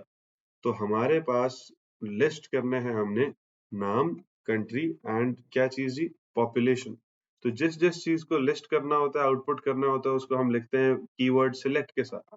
तो name का field हमारे पास ऐसे कैपिटल एन के साथ नेम है, तो हम करेंगे सिलेक्ट नेम। इसी तरह उसके बाद कंट्री, तो साथ कंट्री भी कॉमा सिलेक्ट होगी, और उसके साथ साथ पॉपुलेशन भी सिलेक्ट होगी। यानी जो जो चीज आपको डिस्प्ले करनी होती है वो आप सिलेक्ट के साथ करते हैं। फिर आप टेबल भी बताते हैं, याद है। तो हमारे पास सिलेक्ट के बाद फ्रॉम की क्वेरी आती है, और वो बताएगी किस टेबल से, कैपिटल सिटी के टेबल से। फिर कहते हैं where dash is equal to dash. तो कंडीशन क्या है, कौन नेम, कंट्री और पॉपुलेशन कहाँ कहाँ के शो होंगे, जहां पे हमारे पास कॉन्टिनेंट किसके इक्वल होगा बच्चों, एशिया के। तो हम लिखेंगे where continent is equal to Asia, और कॉन्टिनेंट की वैल्यूज टेक्स्ट की हैं तो ये याद रखिएगा कि इन्वर्टेड कॉमर्स में ऐसे लिखेंगे। तो this is the SQL script, वो select from where order by वाला बच्चों हमारे पास कंप्लीट क्वेरी। ठीक है, तो आगे मूव करते हैं to the 15 marker question. Question number 10 है जी हमारे पास। कहते हैं जी कि a program is required to allow students to calculate the volume of a number of standard 3D shapes। कहते हैं it will use functions to allow other shapes to be added in future। तो वो बात की बात है, आपको shapes उसने दी हुई हैं, क्यूबॉइड है, ट्रायंगुलर प्रिज्म है और स्फेयर है। फिर कहते हैं कि आपके पास pi is a constant with value 3.142। उसने आपको खुद बता दिया है कि दिस इज अ कांस्टेंट। तो कांस्टेंट्स हम डिक्लेयर नहीं करते बल्कि उनको हम मेंशन करते हैं ऐसे कांस्टेंट। हम लिखेंगे पाई और उसकी वैल्यू 3.142 ऐसे करके। अब कहते हैं कि आपने क्या करना है, एक प्रोग्राम लिखना है that meets the following requirements. देखो बच्चों, आपको मैंने बताया था कि हमेशा किसी भी प्रोग्राम को 3 बेसिक पार्ट्स में आप ब्रेक डाउन करते हैं। एक पार्ट इज द इनपुट का पार्ट, दूसरा पार्ट इज द प्रोसेस का पार्ट, तीसरा पार्ट इज द आउटपुट का पार्ट। इन 3 पार्ट्स में अपने सवाल को ब्रेक डाउन करोगे तो तभी आपको अंडरस्टैंडिंग में आसान लगेंगी चीजें।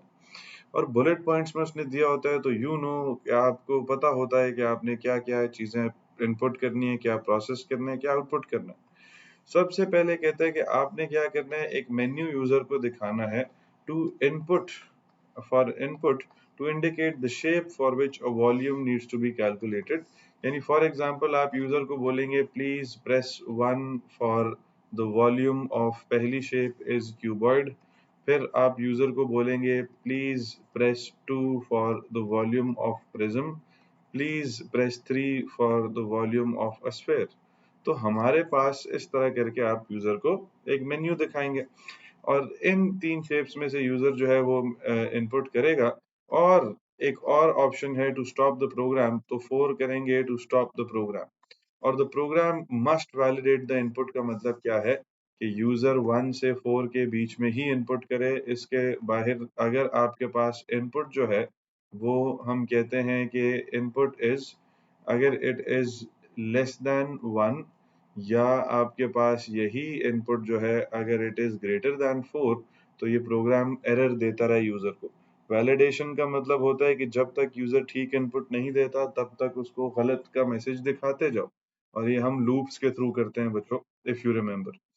सेकेंड पॉइंट कहते हैं कि input the data needed to calculate the volume of the chosen shape based on the given formula.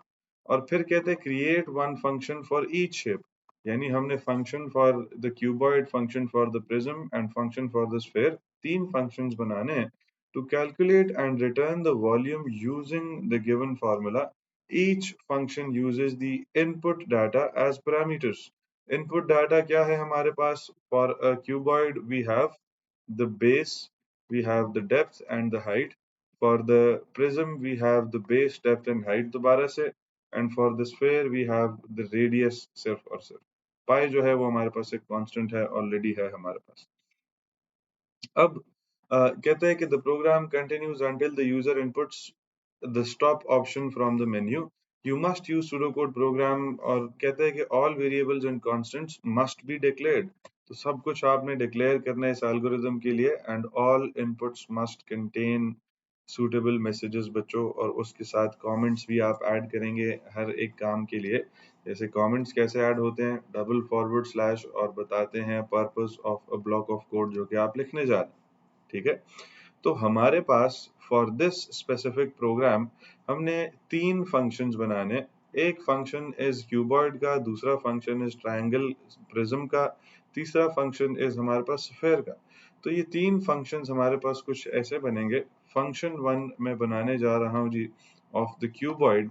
मेरे पास फंक्शन बनेगा ऐसे क्यूबॉइड, और इसने एज पैरामीटर्स इनपुट वैल्यूज क्या क्या लेनी है? Base, depth and height.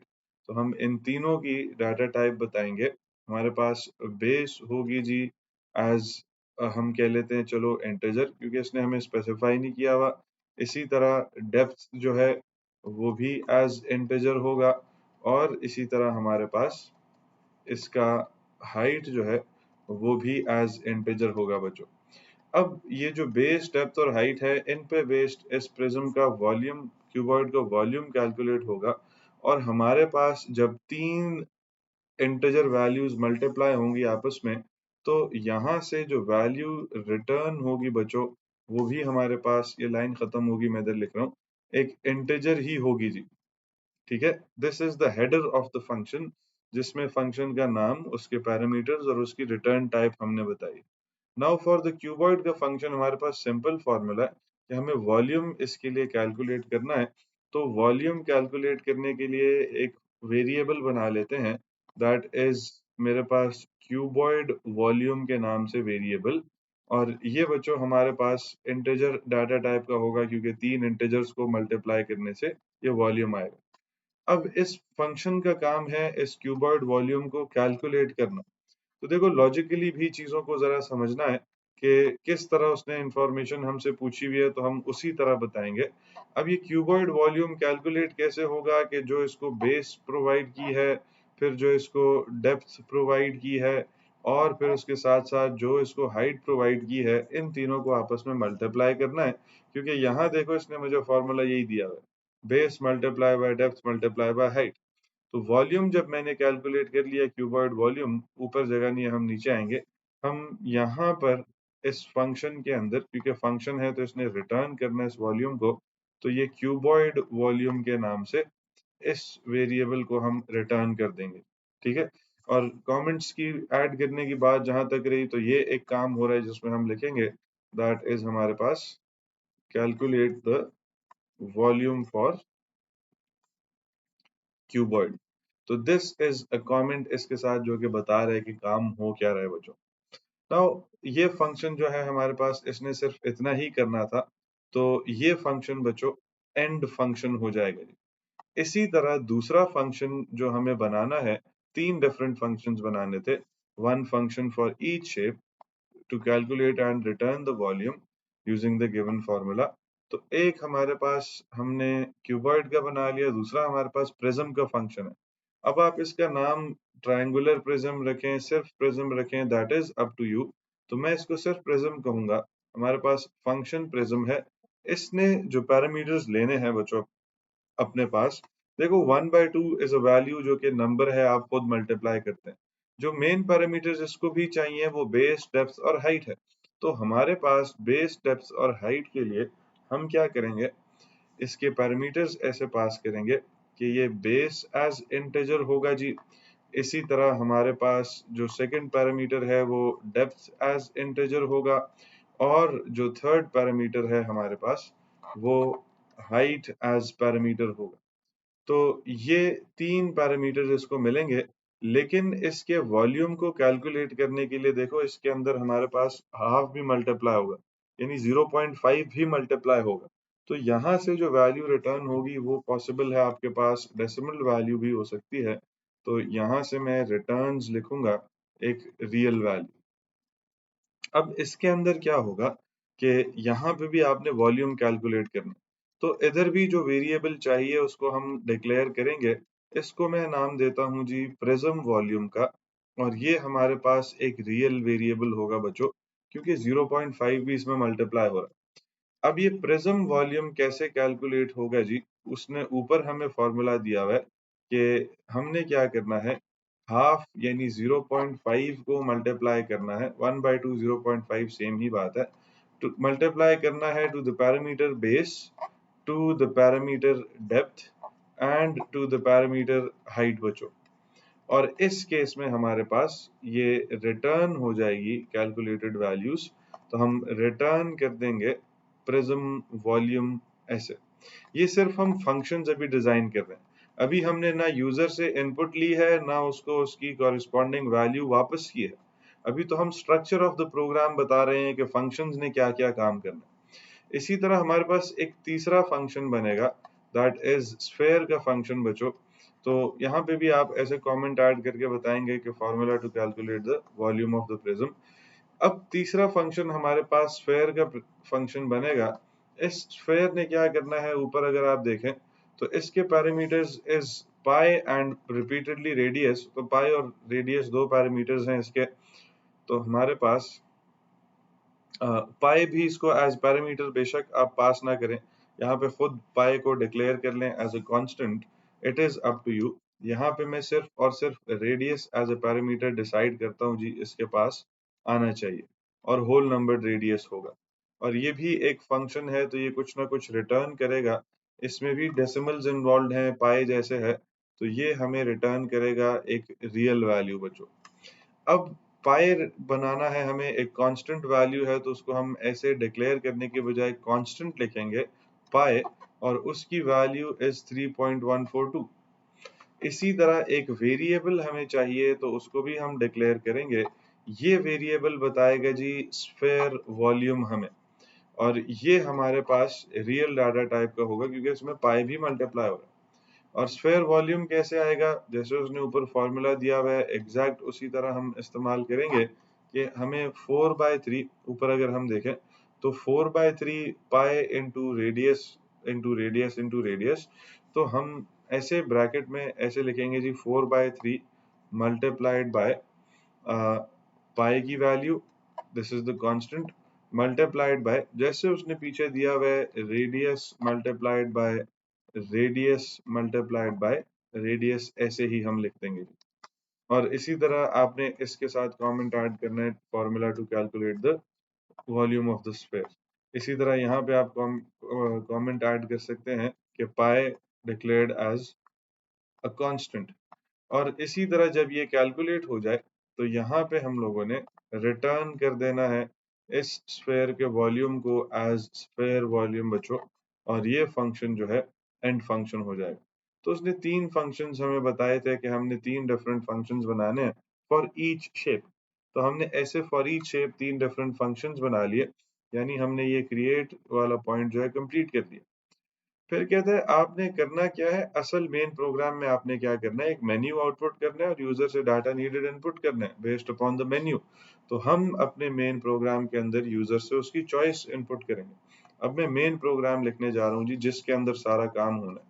और आप लोगों ने अगर रेगुलरली प्रोग्रामिंग क्लासेस लिए तो मेन प्रोग्राम और फंक्शंस में आपको मैंने फर्क ये बताया था कि सारे की सारी एग्जीक्यूशन मेन प्रोग्राम में होती है, इसीलिए हम हर फंक्शन हर प्रोसीजर को मेन के अंदर बच्चों इस्तेमाल करते हैं। अब मेन प्रोग्राम के अंदर we will need a variable जो कि यूजर चॉइस के लिए होगा। तो डिक्लेयर करेंगे हम ऐसे user choice,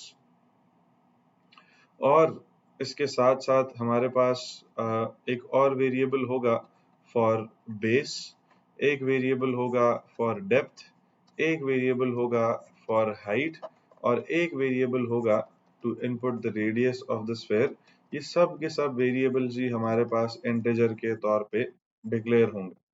after the declaration of these variables हमने यूजर से उसकी चॉइस इनपुट करनी है।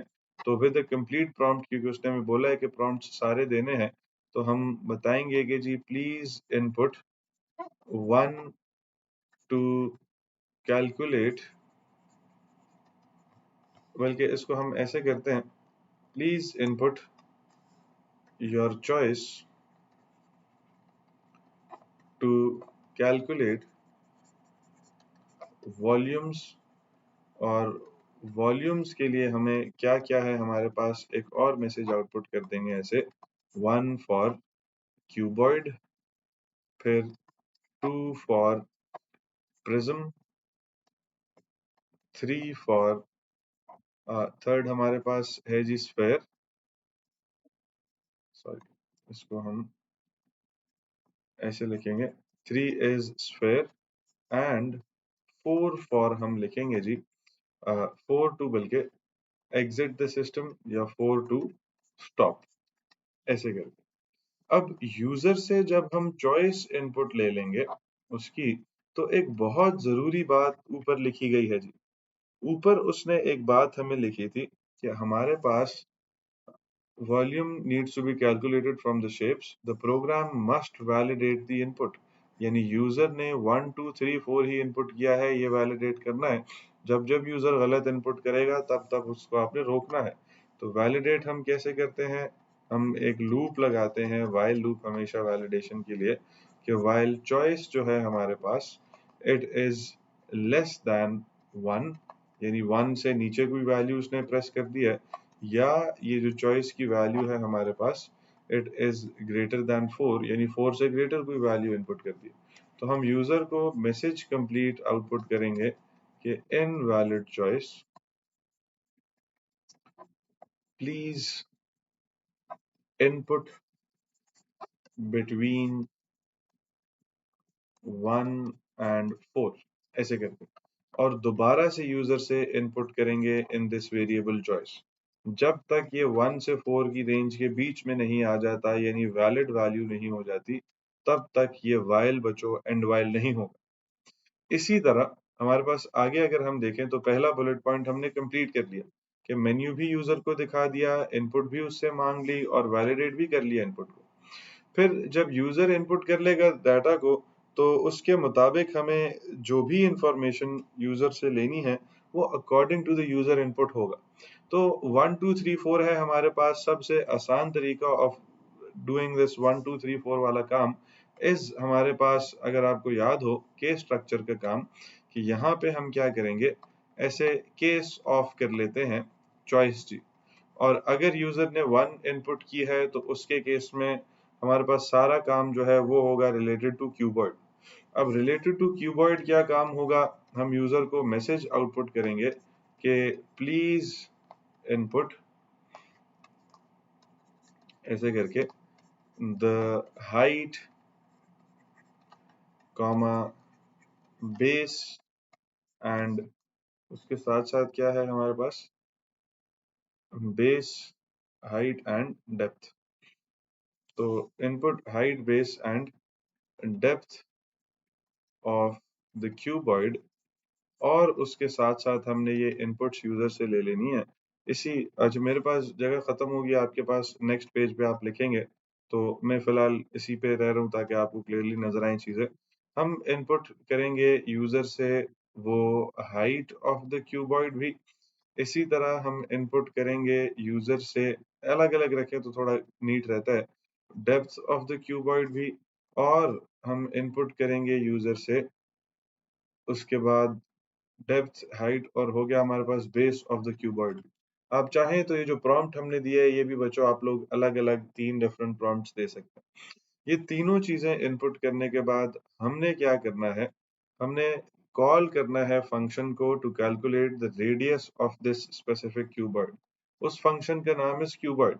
तो हमारे पास क्या होगा कि हर हमने फंक्शन से आने वाली वैल्यू को आउटपुट करना है, लेकिन उसको राउंड करना है टू 2 डेसिमल प्लेसेस बच्चों। तो ये भी काम हमने देखना है कि हमारे पास जो रिजल्ट आएगा, अब इसके लिए we will need a variable. तो यहाँ पर हम लोग एक और वेरिएबल को डिक्लेयर कर देंगे जिसका नाम मैं रिजल्ट रखने जा रहा हूँ। ये हमारे पास होल नंबर्ड भी हो सकता है, डेसिमल भी हो सकता है, तो इसको हम रियल ही रखते हैं। अब हम क्या करेंगे कि ये जो रिजल्ट है ये कैलकुलेट करेंगे, लेकिन क्यूब के केस में, क्यूबॉइड के केस में जो रिजल्ट है वो कब आएगा, जब हम फंक्शन कॉल करेंगे क्यूबॉइड का और उसको पैरामीटर्स पास करेंगे, ये हाइट भी जिस ऑर्डर में उसके पैरामीटर्स लिखे थे बच्चों उसी ऑर्डर में पास करेंगे। हमने पहले बेस लिखा है, फिर डेप्थ लिखा है, फिर हाइट लिखा है, तो नीचे भी हम यही करेंगे कि हम पहले बेस, फिर डेप्थ, फिर हाइट पास करेंगे। तो यहाँ पे दिस विल बी बेस पास होगी इसको, फिर इसको डेप्थ पास होगी, और फिर इसको हाइट पास होगी। अब जब इसको ये तीनों चीजें पास होंगी तो इसने फॉर्मूला को इस्तेमाल करते हुए आपको रिटर्न करके देना है the volume of the cuboid. अब ये इस रिजल्ट के अंदर आपके पास आ गया जी, और आखिर में रिजल्ट को आपने राउंड भी करना है तो उसका भी हम ध्यान रखेंगे। अब इसी तरह अगर आपके पास यूजर 2 प्रेस करता है तो रिजल्ट डिफरेंटली कैलकुलेट होगा। 2 के केस में यूजर के पास प्रिज्म सिलेक्ट होगा, तो और प्रिज्म के लिए हम जो है आउटपुट करेंगे उसको कि क्या क्या रिक्वायर्ड है। हम ऐसे आउटपुट करेंगे कि प्रिज्म के लिए भी यही तीनों चीजें रिक्वायर्ड हैं, तो हम फिर से कहेंगे please input the base, depth and height of the prism.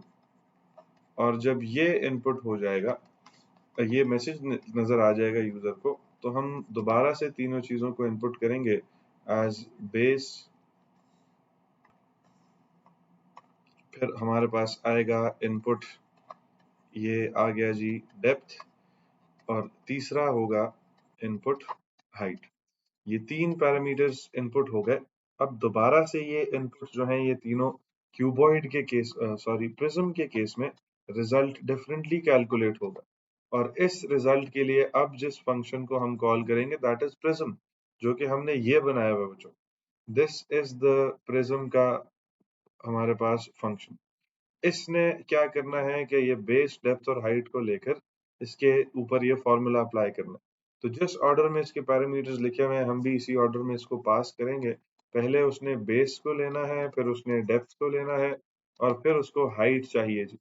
तो ये कैलकुलेशंस प्रिज्म खुद कैलकुलेट करेगा अपनी बॉडी में और जवाब रिटर्न कर देगा इस वेरिएबल रिजल्ट को। इसी तरह आपके पास थर्ड केस में क्या होगा जी, थर्ड केस में हम कहते हैं कि हमारे पास थर्ड केस के अंदर वो सिलेक्ट करेगा स्फेयर, तो हम आउटपुट करेंगे कि जी सिर्फ और सिर्फ रेडियस ऑफ द स्फेयर चाहिए। तो एक मैसेज यूजर को डिस्प्ले करेंगे, please input the radius of the sphere, और वो रेडियस यूजर इनपुट कर लेगा ऐसे करके टू द वेरिएबल रेडियस जो कि ऊपर हमने बनाया था। अब जब ये इनपुट हो गया तो ये पास होगा अगेन टू द फंक्शन और रिजल्ट की वैल्यू कैलकुलेट होगी, लेकिन अब जो फंक्शन जिसको ये पास होगा उसका नाम बच्चों ऊपर अगर आपको याद हो हमने स्फेयर लिखा था और उसको सिर्फ एक पैरामीटर रेडियस चाहिए था, वो कैलकुलेट करके रिजल्ट आपको भेज देता। और अगर यूजर 4 प्रेस करता है तो उस केस में हम क्या करेंगे, यूजर को बताएंगे कि जी एग्जिटिंग द सिस्टम या टर्मिनेटिंग प्रोग्राम, ऐसे करके, और इसके साथ हम यहाँ पे रुक जाएंगे। नाउ जब आपके पास ये चारों काम होते जाएंगे तो हम साथ साथ हमने क्या करना है, आफ्टर ईच चॉइस हम लोगों ने इस रिजल्ट जो है इसको आउटपुट भी करना है। यानी 1 होगा तो रिजल्ट में क्या होगा, 2 होगा तो रिजल्ट में क्या होगा, 3 होगा तो रिजल्ट में क्या होगा। तो हमारे पास ये जो एंड केस है, आफ्टर दैट हमें रिजल्ट को आउटपुट भी करना है। लेकिन हर दफा जब भी हम रिजल्ट को आउटपुट करेंगे तो उसने बोला है कि ये वैल्यू जो है इट शुड बी राउंडेड। उसके लिए हम राउंड का लाइब्रेरी रूटीन इस्तेमाल करते हैं। तो इस रिजल्ट को हम राउंड करेंगे और कॉमा कितने डेसिमल प्लेस, 2 डेसिमल प्लेस, तो 2 लिख देंगे, क्योंकि ऊपर इसने हमें बोला है कि हमारे पास जब आपके पास आउटपुट होगा the volume in the main program rounded होगा it is to 2 decimal places, तो हमने उसको राउंड किया टू 2 डेसिमल प्लेस। अच्छा, इसी तरह आपको एक और बात इसने कहा था कि आपके पास the program continues until the user inputs the stop option from the menu। तो जब तक यूजर 4 इनपुट नहीं करता तब तक हम आगे चलते रहेंगे। इसका मतलब है कि यूजर की चॉइस इनपुट करने के बाद हमने उसको वैलिडेट करना है और उसको फिर चेक करना है कि अगर हमारे पास, जैसे ये केस ऑफ है, इसके साथ एक वाइल और आएगा जी। ये वाइल देखेगा कि जब तक हमारे पास चॉइस जो इनपुट हुई है it is not equal to 4G, तब तक हम इस प्रोसेस को रिपीट करते जाएंगे। एंड ये वाइल जो है इधर आकर एंड वाइल होने से पहले फिर से यूजर से इनपुट करेगा चॉइस, ताकि ये देख सके कि एंड होने की बारी आ गई कि नहीं आ गई। And this is a program बच्चों। सिंपल देखो, इससे ज्यादा हम लोग कॉम्प्लिकेटेड प्रोग्राम्स 15 मार्कर्स के लिए क्लास में करते रहे कि मार्क्स हम उनको कम देते थे, लेकिन कम मार्क्स का कंसिडर करते थे, लेकिन टास्क यही होते थे, इसी तरह के टास्क होते थे। चीजें इनपुट करो, फंक्शन कॉल करो, आउटपुट होंगी वैल्यूज, इस तरह आउटपुट करनी है, किस तरह नहीं करनी, ये सब इसके अंदर आपको मेंशन्ड है। तो ये बुलेट पॉइंट्स आपको दिए होते हैं। देखो, ये 15 मार्कर्स करवाने का मकसद भी यही है कि आपको ये चीजें समझ आए। ये जो बुलेट पॉइंट्स इसने दिए होते हैं आपको, इनका मकसद ये होता है कि फॉर यू टू अंडरस्टैंड कि भैया काम करना कैसे है, क्या क्या काम करना। तो एक एक बुलेट पॉइंट को फुलफिल करते जाओ, आपका पूरा का पूरा फंक्शन जो प्रोग्राम है वो क्रिएट हो जाता है बच्चों। तो this was the 15 marker question हमारे पास मई जून 2025 का जी। आई होप ये आप लोगों से भी हुआ हो करेक्टली। Thank you.